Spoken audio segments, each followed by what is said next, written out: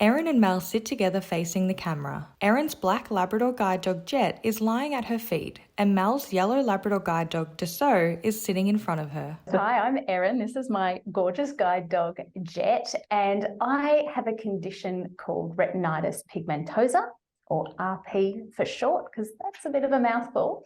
And it's a genetic condition. It's like winning the lottery, but in reverse. It's pretty rare. And I was diagnosed as a teenager. So it's a progressive condition. So before my 18th birthday, I'd lost over 90% of my vision and was classified as legally blind. And today I've got about 2% vision left. So not very useful, mostly just light and dark. But yeah, that's what I've got. Mel? So interestingly, I also have RP, retinitis pigmentosa, but mine is combined with a deafness as well. So my deafness was diagnosed when I was 5, and then in my early 20s, my vision loss was also diagnosed. So the two conditions together create a lovely syndrome called Usher syndrome.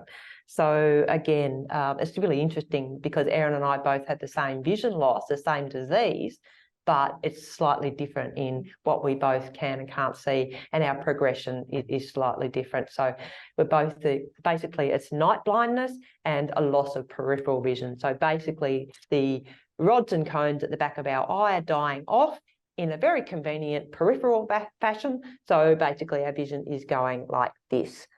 But in the later stages that I'm a little bit older than Erin, and my central vision is very, very impacted now. So I don't have much clarity with my central vision. I'm not sure what my percentages are, but yeah, that's pretty much it. Close-up of Ryan facing the camera. The guide dog's logo is behind him. So I've got a question for you, Mel. So you can't see. Does it matter to you what people or things look like? What sort of, I don't know what I'm trying. If I'm coming to work with you, do I need to bother making sure my shirt's clean and ironed, or can I come with my stained shirt that's all crunkly and don't have a shave and be a bit of a mess? Do you know what I'm asking? Does it matter to you what things look like? Do you think about that? You can come to work as scruffy as you like, Ryan. It really doesn't bother me at all. But it does matter. Not so much now, but I feel blessed that I actually have a visual memory bank. So an example for me is I'm very lucky to be able to holiday on the Gold Coast fairly regularly. I go to the same place, I sit on the same balcony, and I look out at the ocean. I can't see the ocean anymore, but years ago when I used to sit on that balcony, I could see the ocean. I could see the dolphins jumping in the waves. So I sit there, I can smell the ocean, I can feel it on my face, and I just go into my memory bank and I remember those dolphins jumping in the waves. So yeah, it does matter in terms of having that visual memory bank. For me is really important. But I do also like to know where it's appropriate, what's going on around me. And, you know, if someone is wearing an interesting, pretty dress, I'd like to know about it. I'd like to know what it looks like. But yeah, you can be scruffy and have a dirty shirt. That wouldn't bother me. Oh, great. That's good to know. I'll keep that in mind for next time. Erin, I got a great question for you. This one always comes up, usually when we see people speaking to school groups, but I'm going to ask this for the adults as well. Dogs, you know, they have a digestive system and they do need to go to the bathroom. They will poo. How do you pick it up? How do you find it? How do you know where it is? That is probably the number one question I get asked. There's two answers. Firstly, I use what's called a toileting harness. When you get your brand new guide dog, they give you a toileting harness. If you've ever seen those horses in the city that do like tourist puller carriages for tourists, they often have a little bag attached to their back end with a bag, and that kind of catches the poop. And that's what a toileting harness is for a guide dog. So I use that every day, every morning. And if I get caught out and we need to go when we're out and about, we find a patch of grass. I give Jet the command to let him know, yep, it's safe to go. And then I'll put the dog bag over my hand, so it's like a glove, and I will feel around for where it is. Usually there's a strong smell that helps guide me to what I need, what I'm looking for. Great. Thank you very much for taking on that difficult question there. I'll go back to you, Mel. we see someone who is blind out in public, should we offer to help them? Should we approach and say, do you need something? Maybe not with picking up poo, but just with general things. I think I can speak generally for most people that are blind or low vision, but definitely for myself, I always like to know when people are around me, just the acknowledgement of, hi, I'm here. There's nothing worse than standing there and you know someone's there, but you can't see them and they're trying to be really quiet because they don't want you to startle you. That's actually, for me, I find that more disturbing. I'd rather someone say, hi, my name's Ryan. Is there anything I can assist you with? So, and yeah, most of us that are blind or low vision will say, oh yeah, great, I'm actually really stuck at the moment. Could you help me with this? Or they will say, oh, thank you for asking, but I'm okay. So I actually do like to be asked. But the most important thing is not to go for the grab. Don't just go straight in and touch someone that is blind or low vision. You can say, may I touch you? May I put my hand? And the best thing is at the back of the hand. If you put the back of your hand to the back of the sighted person, a vision impaired person's hand, that's pretty universal signal that we know that, oh, someone is there. So, so just vocal communication is the big thing. Thank you. Erin, losing your vision in the nature of your vision condition, which you've described, it decreases over time. That must be quite scary, I imagine. What scares you the most about losing your vision and being blind? Really good question. I think when I've had stages of losing my vision quite rapidly, those are the times that are really, really scary, because you think, well, how am I going to cope? How am I going to look after myself? How am I going to do the things I need to do every day? And so, yeah, it is really, really scary, I would say, terrifying. But for me, that's the time when I rang Guide Dogs Victoria and I started getting support. And I had an occupational therapist come to my home and show me how to use the microwave when you can't see the buttons, and how to make a cup of tea when you can't see what you're doing and you're handling boiling water. That's when I upgraded my orientation and mobility skills using a white cane. That's when I learned how to use VoiceOver on my iPhone. And the more skills that I got, then that fear, it just melts away, because you do learn, actually, going to be fine. There's another way to do the things I need to do. How did you feel when you first relied on your guide dog to guide you around your neighbourhood? So let's talk about that first solo opportunity. I know you would have gone through your training with your guide dog mobility instructor. They're gone, training's finished after 4 weeks, and you've stepped out that door all by yourself with your dog. How did you feel? It's a really amazing feeling. Going from a cane to a dog, completely different style of mobility. It's like a car to a motorbike, two completely different styles of mobility. So that it took a little while to get comfortable with not trusting the dog. I trusted Jet straight away, but just learning that he would make decisions about, oh, there's a branch there, we're going to go around it. I didn't have to make those decisions. So that took a little bit to get used to. But yeah, the first time I went somewhere by myself, oh, unbelievable. It was such a great feeling. And I wanted to throw a parade for Jet. I just thought he was the most brilliant dog in the world, and I still do. Awesome. Mel, I'm going to go back to you. I've got a couple of questions here for you, actually. I'm going to ask one first, though. What would you like people to know about your guide dog? We're asking you specific questions, but what would you like people to know about your dog? Thanks, Ryan. Yeah, this is a bit of a passion point for me. There's two things that I'd really like people to know, and this is specific to me and Desi, my dog. The first thing is, I get asked quite often, oh gosh, she looks so sad. She looks like oh gosh, is she okay? She looks really sad. And the answer is, she's not sad. She's focused. She is just a type of dog who is really focused on her work. And the thing we need to remember is that these dogs tell us when they want to do this job. We don't force them into it.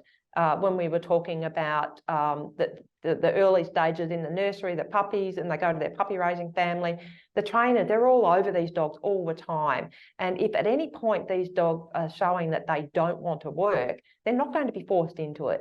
So while she is a very serious looking dog, when she's working, she's very focused. And I think people can sometimes think, oh God, she's sad, she doesn't like what she's doing. But no, she really does. She you know, I bring her harness out in the morning and she literally runs into it. So that's not a dog that's sad or doesn't want to. But it's interesting because I look at Jet, and when he works, he's totally different. He's very up, his tail's wagging, and he looks really happy.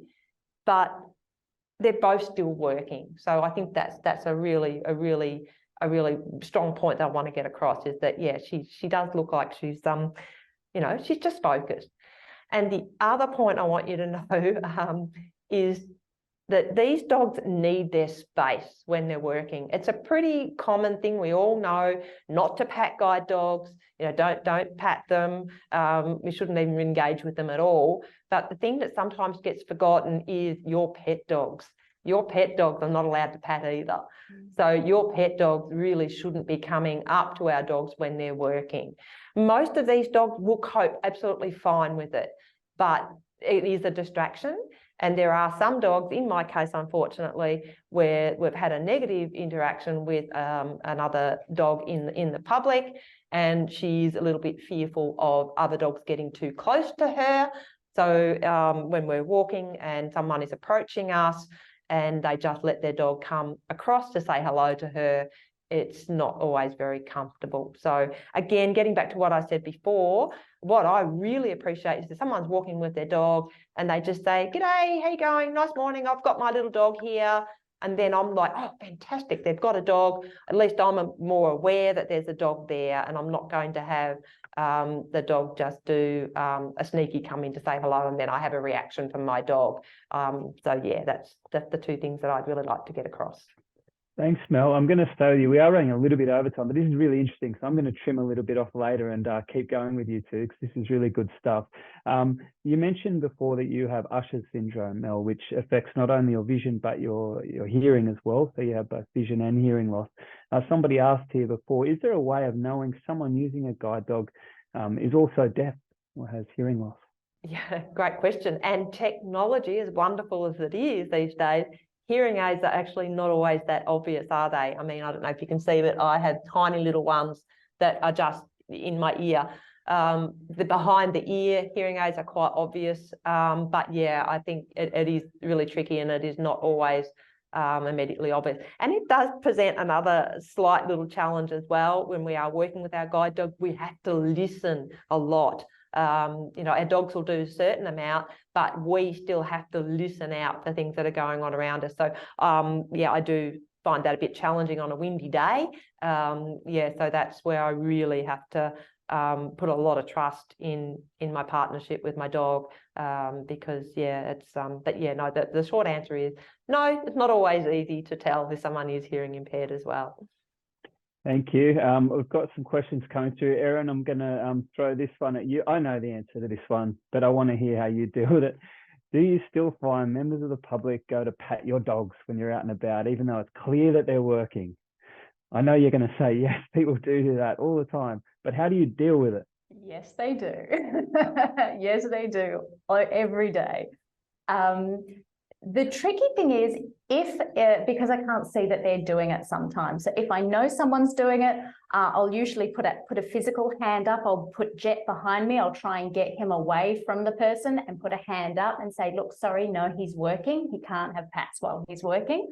And hopefully that's a bit of just education if they come across another guide dog. And most people are fantastic. They'll go, oh, I'm sorry, I didn't realize. So it's just a lack of education. But yeah, if I can't see someone's doing it, if you're in a crowded place maybe and you've got the dog next to you and someone's patting them, so I can only deal with it if I know about it. But as soon as I know about it, yeah, sort of get some space between the dog and the person, put my arm up and try and give a bit of education. Great. Yeah, it is a constant challenge educating the public that distracting your dog can be really dangerous for you. But yeah, we'll keep up the good work with that. I've got one more question. I'm going to ask this for both of you, and we're going to finish up on that. Do you wish that you could see? I'll go first. Yeah, of course I do. I do, get frustrated and I often think, oh gosh, yeah, I wish I could see the color of that dress. I think I want to buy it, but I really can't see what color it is. But by the same token, if I could see, I wouldn't have this beautiful dog. So yeah. Yeah, absolutely. I do wish I could see. For me, it's funnily enough, it's not about the visual. It's more about what seeing does for you. Seeing is independence. Seeing is driving a car. Seeing is dropping something on the floor and being able to pick it up in a second. So for me, it's, yes, I'd love to see again, but it's about what seeing can do for you, not so much about aesthetics. Do you have a job, guys? Not being able to see. Sometimes you think, what can you do? Can you have a job? Do you have a job? Yep, I'll answer first. I have two jobs. I work 3 days a week at Guide Dogs, which I absolutely love. And when I'm not at Guide Dogs, I work 2 to 3 days a week in aged care as a chaplain. So I work with both of my jobs. I work a little bit more than full time. Right. And yep. And yeah, with me, the same. I work with Erin here at Guide Dogs, and I work 3 days a week at Guide Dogs. And it's interesting because as my vision was starting to decline, I thought to myself, I need to start looking for work where I can use my voice and my brain rather than the vision that is declining. And this particular role that I'm in at the moment is in Gifts in Wills, and I get to use my voice by talking to our supporters a lot. So it works really nicely. Thank you. Somebody's also just written to me and said, why not place a do not pat sign on the harness to stop people from patting it? We do, but still it doesn't work all the time. So we do this. Look, Erin and Mel, thank you so much. I threw some really funky questions at you guys there. Thanks for being so open and honest with us and sharing your story. I'm sure everybody got a lot out of that and a lot of insight into the lives that you lead with these dogs. I'm going to wrap it up at that. We're just about out of time, so I'm conscious I don't want to steal any more of anyone's time for the day. But yeah, I just wanted to say thank you so much to all our panelists, first of all, for joining us today and answering all our questions and giving us a bit of an insight into the work we do here at Guide Dogs. But I also want to thank you, our attendees, for coming and watching today. We really do love putting these events on and connecting with you. And it's such a great way to do it when we can't be everywhere all at once, but we can bring you all together here. So thanks so much for joining us today. The Guide Dogs logo appears.